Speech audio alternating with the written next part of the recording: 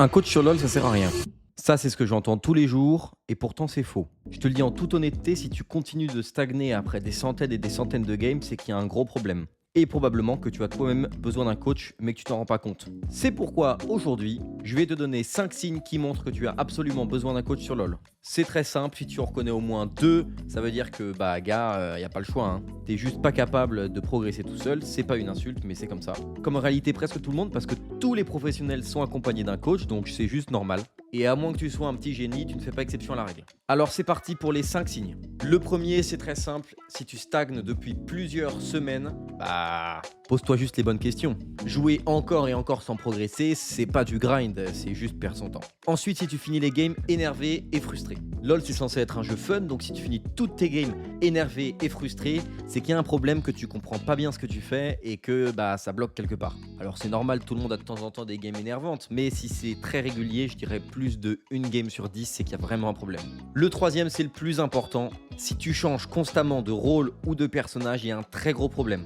Déjà, tu es en train de te saboter et en plus, ça veut dire que tu comprends rien à ce que tu fais. Changer toutes les semaines de rôle ou de perso pour un pic méta, c'est pas une solution, c'est un symptôme. Ça montre que tu maîtrises pas du tout ce que tu fais et que tu essaies de te reposer sur des solutions magiques, alors qu'en fait, la solution, c'est très simple, ce serait juste d'apprendre mieux le jeu et puis de mieux jouer. Et pour ça, pas le choix, il te faut quelqu'un qui t'aide. Alors celui-là, c'est vraiment le plus fréquent, le numéro 4. Tu penses que la team est responsable de toutes tes défaites. Alors oui, on connaît la chanson, oui, ma team, ma team, ma team. La vérité, c'est que le seul point commun entre toutes tes games, c'est toi. Sauf si tu joues en challenger et que dans tes games, tu tombes régulièrement avec les mêmes personnes. Mais quelque chose me dit que tu n'es pas challenger. Et enfin, le dernier signe, attention, tu sais même pas pourquoi tu gagnes ou tu perds. T'as l'impression d'être super fort sur certaines games et puis la game d'après, t'as l'impression d'être nul et tu te fais exploser. Tu sais pas pourquoi, tu comprends pas ce qui se passe. T'étais en 5-0, tu finis en 5-10. Là, il y a clairement un problème. Tu connais pas tes conditions de victoire, tu connais pas tes conditions de défaite, les conditions de victoire de la team ennemie. Bref, tu comprends rien. C'est pas méchant, c'est un constat. Donc forcément, tu n'apprends rien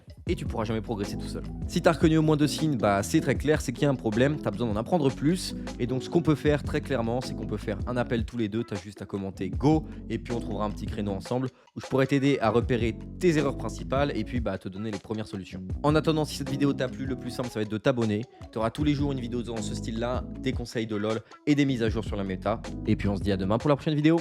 Salut!